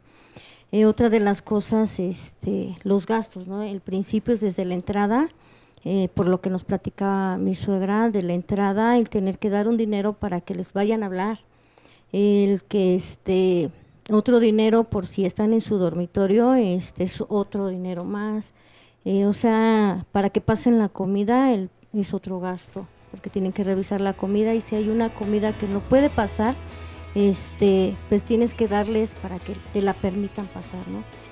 Cuando él sale, pues no hubo un rechazo, no hubo el por qué no quisiste, un reproche, no que yo fuera a verte, sino todo lo contrario, ¿no? Recibirlo. De hecho, pues yo tuve que ser la que aceptó, aceptó la petición de él, no poder ir a verlo, sus motivos él tendría, y por lo que decía que el compañero, ¿no? Problemas de más uno como mujer, claro, el que les empiezan a decir de cosas, ¿no? Muchísimas gracias Guadalupe por platicarnos. Vamos a un corte, en un momento regresamos, estamos en Diálogos en Confianza. Vamos ahora con nuestra sección de personas desaparecidas. Por favor, si usted tiene alguna información, es importante que la comparta en los números telefónicos que aparecen en sus pantallas y sumemos esfuerzos para que ellos se puedan reunir nuevamente con sus seres queridos. Vamos primero a ver la fotografía de Yaret Mercedes Moctezuma Sánchez, quien se extravió en calle 10 de Mayo, Manzana 1, lote 3 de la colonia Santa María Nativitas, en el municipio de Chimalhuacán del Estado de México. Yaret Mercedes está extraviada desde el 13 de abril de este año 2018. La siguiente fotografía es la de Cecilia Casa Arias. Ella se extravió en Avenida de las Torres, esquina Gobernadora, en la colonia Santa María Tulpetlac, en el municipio de Catepec de Morelos, en el Estado de México. Cecilia Casa Arias está extraviada desde el 10 de abril de 2018. Y la tercera fotografía es la de María Guadalupe Lomas Ibarra, quien se perdió en Ciudad de Durango, en Durango. María Guadalupe Lomas Ibarra está desaparecida desde julio del 2001. Sus familiares y seres queridos aún la están buscando.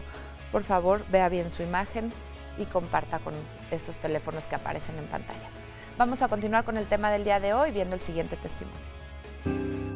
Nació prematuro, nació más o menos de 8 meses. Siempre requirió atención especial y pues todos de alguna manera tratábamos de consentirlo, ¿no?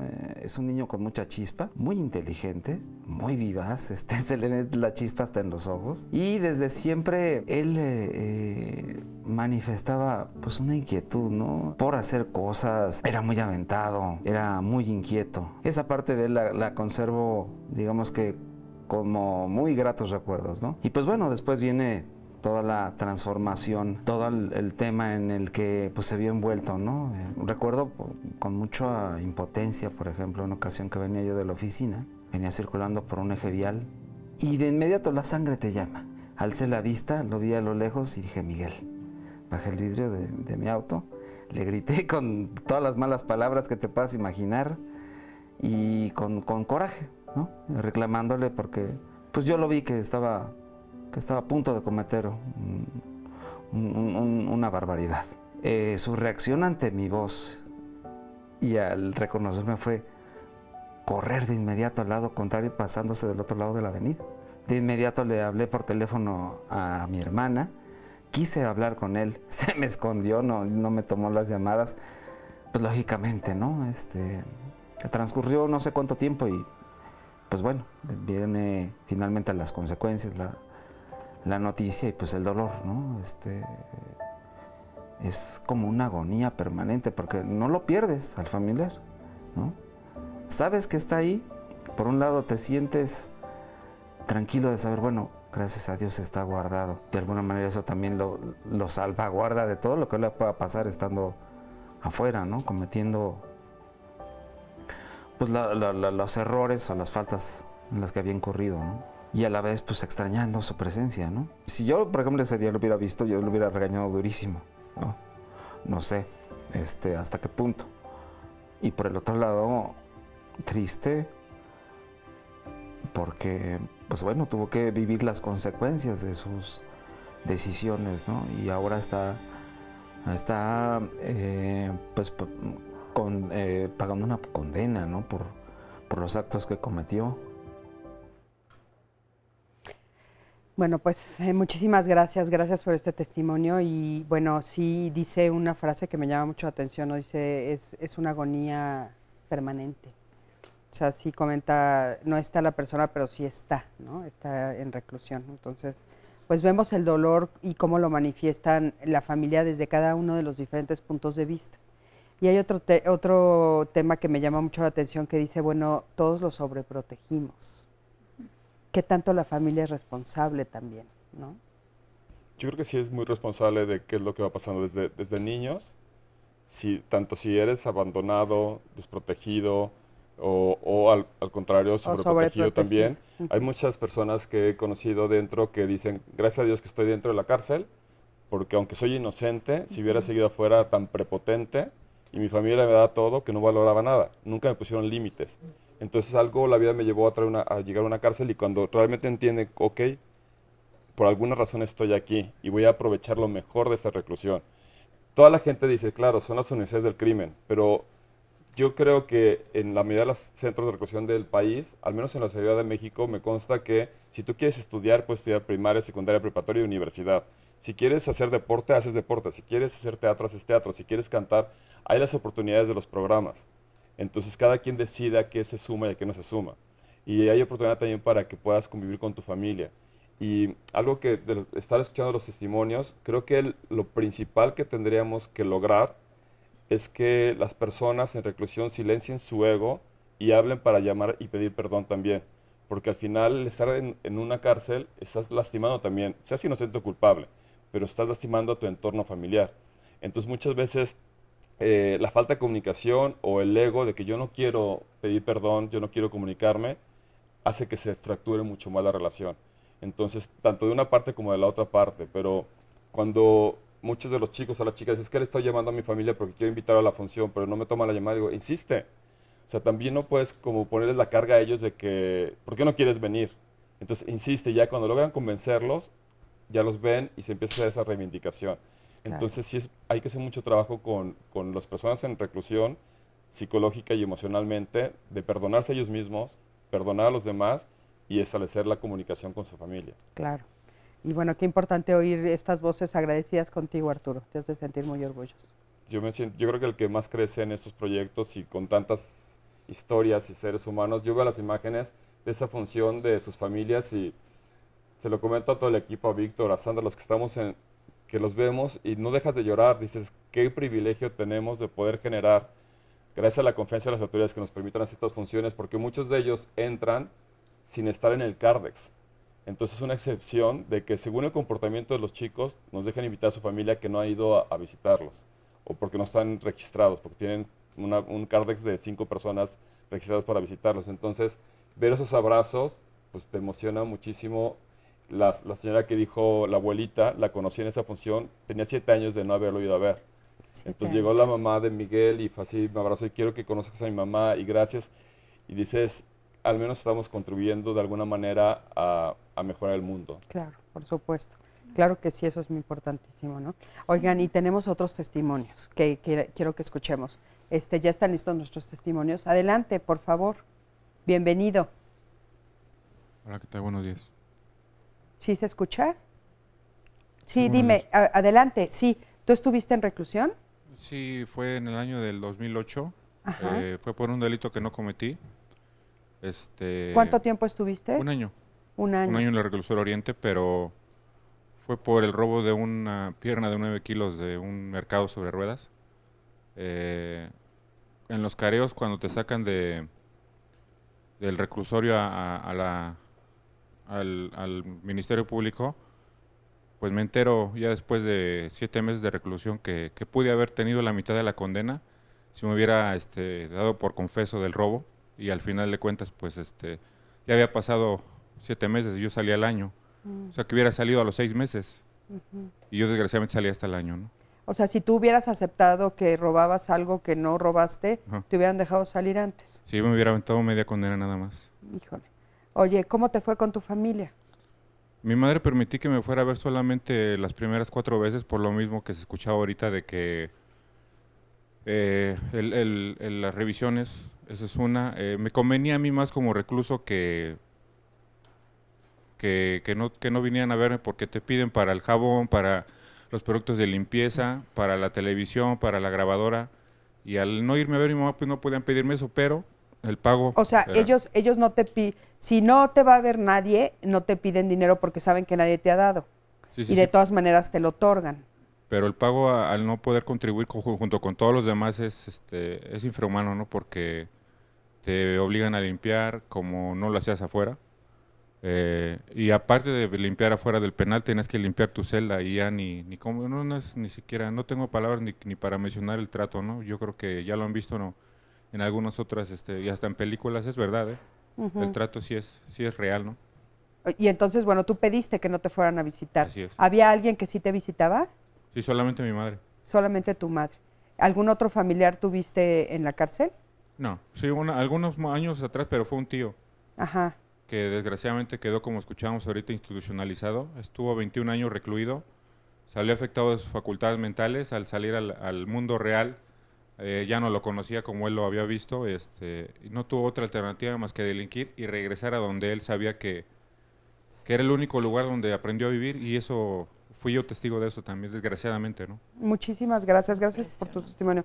¿Nos puedes comentar sobre eso? De que salen, vuelven a delinquir y regresan, y sobre todo lo que dice de las enfermedades mentales. Sí, bueno, con respecto a personas que tienen una sentencia bastante larga, se puede observar esto, que por ejemplo, que te comentan, una señora que me comentó en Santa Marta, yo tengo miedo a, por ejemplo, si cuando salga voy a poder estar con mucha gente, si voy a poder estar en una cena familiar, si voy a poder dormir en una cama, cosas que quizá no nos hacemos preguntas o que no nos parece que sean asuntos importantes. Para las personas que tienen mucho tiempo en prisión, pueden ser cosas de pensarse, ¿no?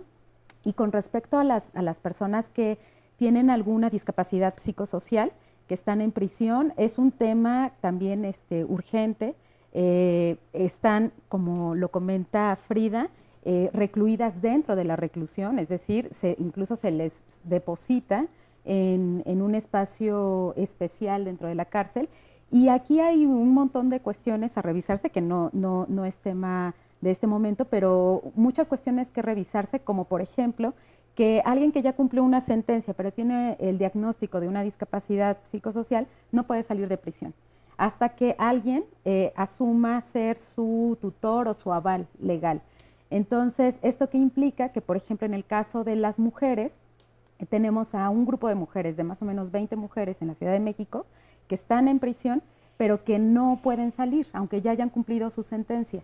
Porque nadie se quiere hacer cargo. Porque nadie se quiere hacer cargo, y porque las instituciones de salud mental de la Ciudad de México dicen no tener espacio, ¿no? Entonces, están ahí sin saber muy bien cuándo van a poder salir. ¿Y quién las diagnosticó? Se supone que están diagnosticadas por parte de la Secretaría de Salud, y bueno, incluso la Secretaría de Salud es quien da el medicamento para que el sistema penitenciario lo administre. Pero bueno, aquí tenemos un problema importante de qué función está cumpliendo la cárcel en estos casos en particular, ¿no? Cuando no hay ya delito que perseguir, no hay una sentencia que cumplir, pero tampoco afuera encuentran lugar. Híjole. Y eso creo que también nos vuelve a competir. ¿Querías comentar algo, Mercedes? Sí, creo que justamente después de oír este testimonio, creo que la verdad a todos nos duele mucho escuchar este tipo de casos de injusticia. Siento muchísimo que hayas tenido que pasar por esto, y como tú hay miles, lamentablemente, que hay que voltear a ver. Y creo que aquí un tema fuerte que también ya hemos mencionado es el del estigma, porque la familia lo carga, pero esta persona también. Claro. La mayoría de las empresas, hasta incluso el propio gobierno, pide antecedentes penales para contratarte. Entonces, unos son los retos que viven adentro, pero los retos de la reinserción, los retos de estar afuera después de haber estado tiempo encerrado, de verdad sí es algo que pues es muy preocupante. Y justamente aquí nosotros lo que hacemos en Reinserta, en el programa de reinserción que tenemos con jóvenes y con adolescentes, operamos directamente adentro con las personas que están privadas de su libertad, principalmente con los adolescentes, en varios ejes artísticos, culturales, de educación, de justicia restaurativa, y también tenemos un centro de reinserción, que a mí me gustaría también invitar a tu audiencia, si alguien está saliendo de reclusión, va a salir de reclusión y necesita apoyo, está el Centro de Reinserción de Reinserta, que ahí me imagino, no sé si puedan sacar Sí. luego Sí, nuestros De contactos. hecho, ahorita mismo están en pantalla. Ok, perfecto. Ahí está la información. Justo en la página de internet hay una parte de necesito ayuda para mi reinserción, justamente poder hablar, escribir, porque hay varios proyectos afuera con los que podemos estar apoyando a estas personas que vienen saliendo. Eso es muy, muy importante. ¿Y tiene algún costo? No, no tiene ningún costo. Lo trabajamos de la mano de USAID y es un programa que está operando ahorita en la Ciudad de México y en el Estado de México para dar estas oportunidades. Ahorita lo tenemos con jóvenes, adolescentes y jóvenes, pero sí buscamos que esto pues se pueda crecer más porque pues nos necesitan mucho como sociedad, nos necesitan mucho allá Y bien importante saber eso, seguramente muchos llamarán. Claro que sí. Gracias, Mercedes. Y también están llamando para formar parte o colaborar con ustedes, entonces también para Igual que también. vean Sí. ahí los datos. O sea, ustedes también es ayuda voluntaria. Sí, voluntarios, sí, por supuesto. Tenemos programas de voluntariado, ya sea presencial, ya sea si quieren, por ejemplo, dar donativos económicos, dar donativos en especie, se necesita mucho. Nosotros en Reinserta tratamos de no ser una fundación asistencialista en el sentido de ir y llevar donaciones a las personas que están privadas de la libertad, sino a hacer cambios de raíz y programas que hagan que ellos mismos puedan... Claro. Enseñarles a pescar, no darles Enseñarles a pescar, exactamente. ¿Y ustedes? Bueno, en la universidad tenemos un proyecto para ir a dar talleres de autobiografía con personas privadas de su libertad. En este momento están únicamente alumnas, pero por supuesto que estaríamos abiertas para cualquier persona que quisiera estar interesada en esta labor. Siempre, como me dicen las alumnas, siempre salimos con más de con lo que entramos, ¿no? Entonces, bueno, sí, está abierto y ahí está mi correo electrónico. Arturo, si se quieren integrar contigo. También sí, que se contactan con nosotros. Para mí lo más importante es que las personas nos ayuden a difundir la información, a sensibilizarnos, la sociedad. Entonces eso es el principal voluntariado que buscamos, ¿no? Que lo que vivimos nos ayuden a replicarlo, en decir, oigan, no pongas etiquetas a las personas que están en reclusión y a las que están libres. Entonces, así, a partir de eso, vamos logrando que ya mucha gente que voy encontrando dice, oye, yo tengo un restaurante, entonces puedo contratar a alguien. Entonces trataremos de vincularlos. Estamos en un proyecto también ya para poder... Nosotros trabajamos directamente dentro de la reclusión, ¿no? Cambiar la energía. Pero como va saliendo tanta gente, queremos lograr poder hacer obras de teatro fuera también para dar el mensaje y en eso estamos trabajando. Ok. ¿Y ustedes, Frida, también? Sí, ¿Tienen igual, voluntariado? Sí. También. También igual en la página que aparece ahí y ya nos pueden contactar. Claro. Bueno, les quiero decir que, por supuesto, toda la información sobre los invitados del día de hoy van a estar en pantalla, aparte de que después en nuestras redes sociales las pueden encontrar, para que cualquiera de ustedes que quiere ayudar, que como dice Sandy, ya muchos están preguntando, y me parece esa una respuesta muy positiva después de haber hecho este programa, puedan insertarse con ustedes, puedan integrarse a sus equipos, puedan hablar con las personas y cambiar, ¿no?, la forma en la que vemos a las personas que están privadas de su libertad y por supuesto ayudarles a las familias y a todos a que se reintegren, que me parece importantísimo, ¿no? Entonces, bueno, vamos a un corte, en un momentito regresamos, quédate con nosotros, ya estamos en el último pasito de Diálogos en Confianza.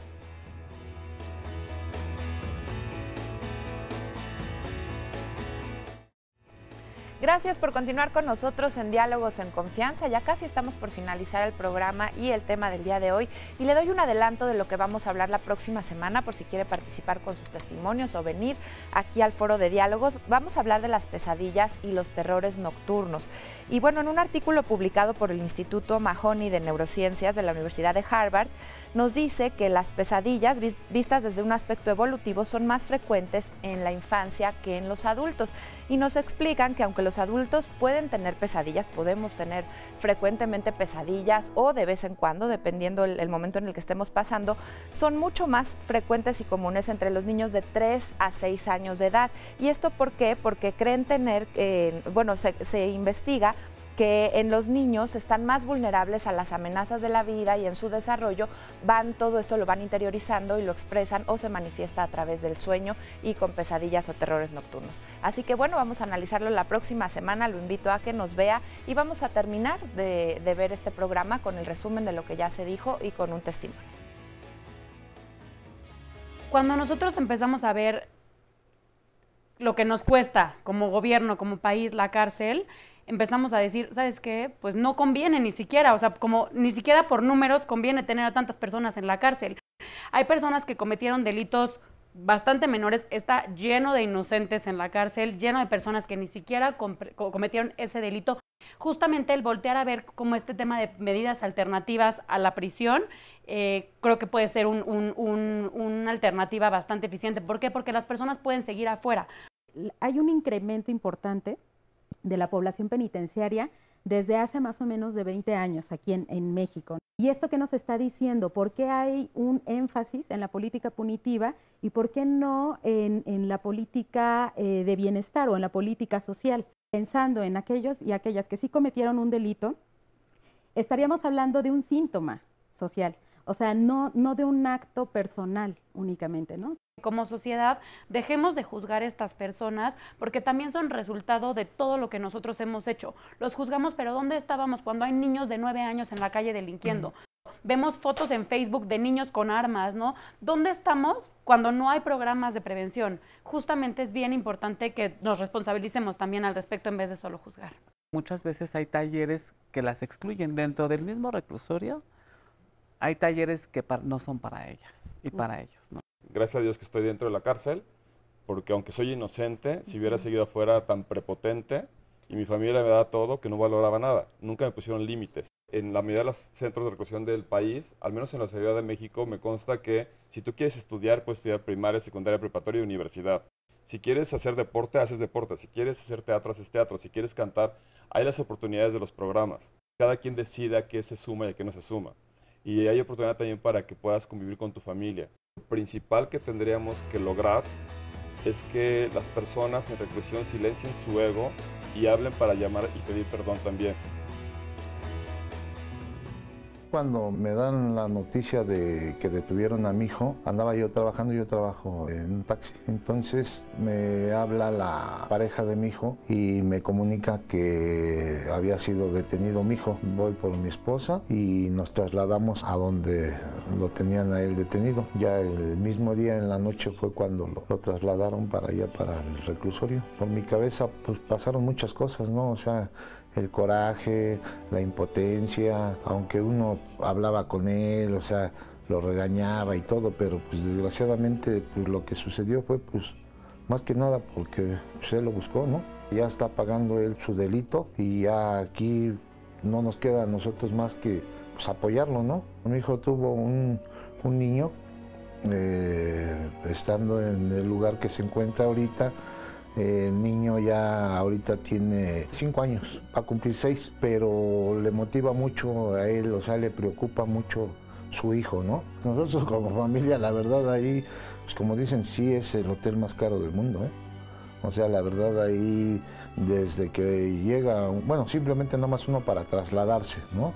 Ahí al reclusorio, el comprar el alimento, el comprarle cosas personales, el que él pueda tener dinerito por cualquier cosa que se le ofrezca allá adentro. Pues al paso del tiempo pues, se va haciendo pesado, ¿no? Porque son gastos que la verdad uno no los tenía previstos, pero que al final de cuentas pues los tiene que hacer uno porque a él no se le puede tampoco, no, o sea, ni dejar de ver, ni dejar de darle dinero.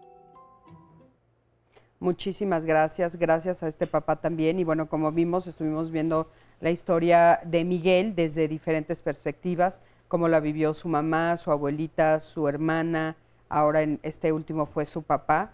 Y bueno, lo que cada uno de ellos opina y necesita expresar de la experiencia de tener a una persona privada de su libertad. Y hablando justamente de papás, aquí tenemos también el testimonio anónimo de otro papá. Adelante, por favor. Sí, buenas tardes. Muchísimas gracias por la oportunidad. Sí, efectivamente mi hijo estuvo en prisión por un delito que no cometió. Lo acusaron de robo de auto y no sabía ni manejar.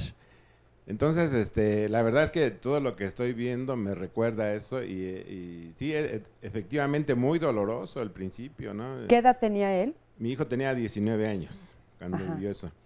Y bueno, fue un proceso de veras tremendo que afortunadamente yo encontré la ayuda del movimiento Buena Voluntad 24 Horas de Neuróticos Anónimos.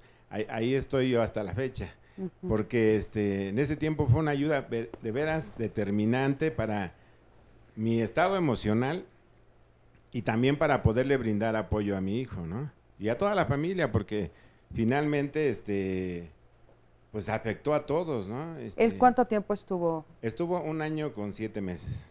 ¿Pudieron comprobar su inocencia? No, la verdad es que el juicio, las autoridades, la manera de juzgarlo, pues no nos permitió eso. Hicimos todo lo que a nuestro alcance, pero pues no se pudo. Finalmente fue por su comportamiento. Fue por su comportamiento, efectivamente él pudo trabajar, estudiar, hacer deporte. Todo eso nosotros lo visitábamos constantemente. No lo dejamos ni un solo día de visita de que alguien estuviera con él. Y la verdad fue una lección tremenda para todos. ¿Cuáles serían algunas de las lecciones que nos podrías compartir que consideras que como familia adquirieron a raíz de esto? Yo creo que una de las más importantes es la comunicación. Mis hijos en la actualidad, ellos están muy unidos, porque asistían ahí al reclusorio, ¿no? Estábamos todos ahí. Y hay mucha unión familiar. La comunicación que ellos tienen a mí me satisface mucho. Se frecuentan mucho. Yo soy un poco más aislado que ellos. Ellos sí están muy unidos. Yo creo que esa es la más importante. O sea, el que es importante que en la familia tengamos comunicación, ¿eso es lo que quieres decir? Sí, el aprender a comunicarnos. Completamente. Yo creo que aquí aprendí a comunicarme también con ellos. Claro. Sí, porque de veras yo creo que la comunicación a veces es muy, muy trivial, muy superficial, y afortunadamente, gracias al apoyo del grupo, de mis compañeros, de sus experiencias, yo pude comunicarme mejor con mi hijo. ¿Y con la familia extendida, ellos no tuvieron algún problema con él cuando él salió, por ejemplo? ¿Que lo señalaran o no lo aceptaran por haber estado recluido? Sí, definitivamente. Por ejemplo, nosotros, sus hermanos, yo, su mamá, todos estuvimos ahí con él, ¿no? Su novia, permanentemente. Pero mis hermanos, la familia, los tíos, sí, ellos sí, prácticamente nunca fueron, ¿no?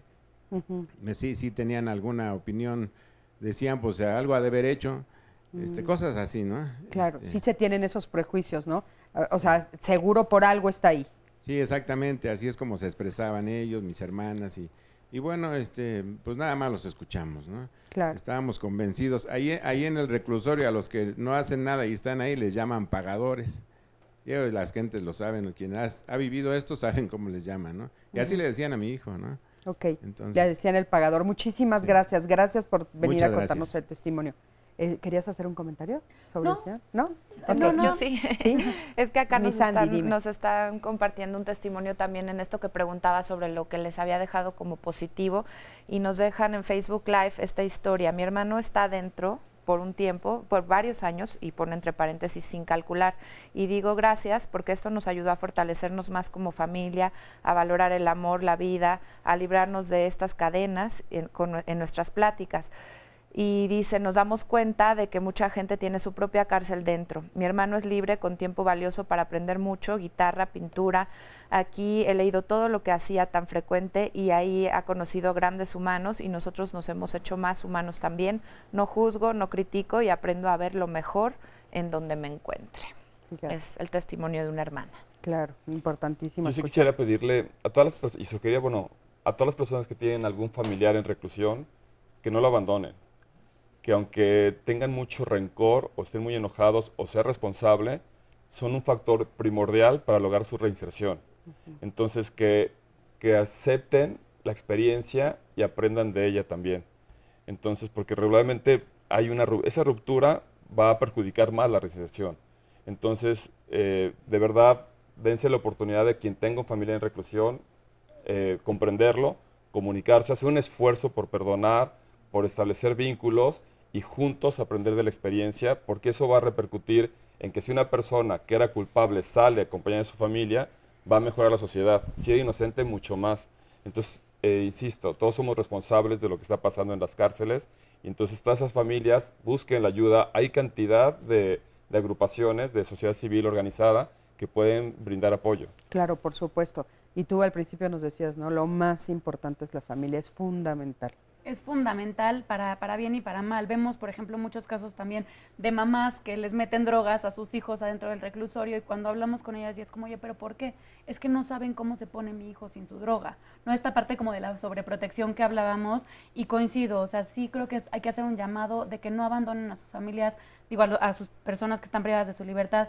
Son pieza importantísima para la reinserción y hay veces que es difícil, o sea, el lenguaje de abogados, de juzgados, no entiendes nada y de verdad creo que tenemos que poner mucho más énfasis en eso, en que las familias se puedan informar y busquen, ¿no? Aquí pues sabemos 4 organizaciones que estamos puestos para apoyar, pero realmente eso, que el vínculo familiar es clave importantísima para la reinserción y para la seguridad. Claro, es importantísimo que no los abandonen ni los ayuden. No es lo mismo salir y encontrarte con un entorno amable, amigable, que te abrace y que te ayude a seguir adelante, a de repente encontrarte solo. Eso es bien importante. Tenemos otro testimonio, también es anónimo. Adelante, por favor. Tú también estuviste privado de tu libertad. Sí, muchas gracias por la invitación. Sí, en mi caso personal yo estuve mínimo, ¿no? Fueron 15 días, ¿no? Pero por un delito que yo no cometí. Tal vez porque era federal, pero sí fue ¿De qué te acusaron? Me acusaron de robo en la UNAM. ¿No? Y dentro de eso, más que nada, para mí sí fue, pues triste, ¿no? El ingresarme nuevamente con la familia, ¿no? O sea, tuve que perder un matrimonio de tantos años, Solo por los 15 días. O sea, esa situación te llevó al divorcio. Me afectó más que nada, emocional y moralmente con la pareja, ¿no? Y con los hermanos también. ¿Porque no creían que fueras inocente? Exactamente. Nada más una de mis hermanas mayores, que fue la que, aparte de que ahorita escuchaba la palabra pagador, pues yo fui pagador antes de entrar, de ingresar al reclusorio sur. Y así sucesivamente, el salir, pero con una fianza muy alta, ¿no? Y ahorita escuchaba hace rato en el programa, que sí es cierto, ¿no? O sea, se pierde mucho uno cuando sale de un centro de estos de readaptación, tanto el trabajo, ¿no? Tienes que estar cuidando del tránsito. Yo era chofer, ¿no? De mis hermanas, pierdo el trabajo con ellas, por lo mismo, ¿no? De que ya había permanecido dentro del reclusorio. Y se pierden mucho las oportunidades, ¿no? Y ahorita escuchaba ese de antecedentes no penales, a mí no me lo daban. Tuve que llegar, si duré 15 días dentro del reclusorio, duré 7 meses el estar yendo a firmar a Santa Marta, ¿no? El no me daban la cartilla, digo, la del INE, ¿no? La del IFE en ese entonces. Y pues sí se pierden muchas oportunidades dentro uno, como tanto adentro como afuera, ¿no? Claro. ¿Y tus hermanas ya no confiaron en ti? No, hasta la fecha, pues hasta el día de hoy. ¿Hasta el día de hoy? Hasta el día de hoy yo encuentro... ¿Hace cuánto fue eso? Aproximadamente 8 años, 9 años, ¿no? Híjole. No, o sea, bueno. Pero yo dentro de esto, pues yo encuentro una familia, más que nada, en la agrupación donde yo me encuentro, ¿no? Claro. Que sí, es Jóvenes La Villa. Muchísimas gracias. Gracias por tu testimonio, gracias por haber venido. Sandy, tenías un testimonio que querías compartir. Es el que te comentaba hace ratito de la hermana, que aprendieron todos en este sentido positivo, algo bueno les dejó, porque aún su familiar está todavía en prisión y bueno, a través de lo que han encontrado ellos como positivo, pues pueden entender que todavía les falta tiempo y seguir adelante, a pesar de que les digo, pues falta tiempo. Nos dicen acá, bueno, hay varios comentarios de felicitaciones porque el tema ha sido importante, ha sido interesante. Nos saluda Berta Castillo y pregunta cómo se vivió el terremoto en septiembre entre los reclusorios y dice, por ejemplo, nadie nos comunicó de estas situaciones a las familias o cómo fue la comunicación en las familias y diferentes circunstancias ahí. Fue una situación externa, pero bueno, todos los problemas a los que diarios se enfrentan, a la escasez de presupuesto, de enfermedades, violencia, en fin. Pues es que, como estábamos diciendo, es un micromundo, ¿no? Ahí adentro. Entonces, bueno, ya estamos al final del programa. ¿Qué quisieran decir como forma de conclusión? Frida, adelante. Pues yo nada más cabe mencionar que no es bueno juzgar y que tienen derecho a otra oportunidad. Y inclusive cuando estén dentro del penal, igual no juzgarlos ni excluirlos. Incluirlos más bien. Visualizarlos, ¿no? Sí, visibilizarlos. Y pues finalmente todos somos seres humanos y cometemos errores. Gracias. Arturo. Yo creo que para mí es muy importante fomentar la profesionalización de las personas que trabajan en el sistema penitenciario. Que realmente sea para todos una vocación de servicio y no un trabajo porque no encuentro otro. Realizar políticas públicas de prevención del delito, saber muy bien cómo evitar que la gente llegue a reclusión, el tratamiento dentro de la reclusión y el tratamiento fuera de la reclusión al salir, y fomentar el humanismo. Muchísimas gracias. Bueno, primero que son personas, que pareciera obvio, pero es importante recalcarlo, son personas. Y lo segundo, igual creo que los profesionales que están trabajando en el sistema penitenciario deben hacerlo por vocación y finalmente preguntarnos como sociedad qué nos compete. Una palabra rapidísima. Ok, prevención. Ok, prevención. Muchísimas gracias, Sandy. Gracias Gracias a los cuatro. Gracias al público que está aquí. Gracias a ti que siempre estás del otro lado de la pantalla. Yo soy Cristina Jáuregui. Nos vemos la próxima semana aquí en Diálogos en Confianza. Hasta luego.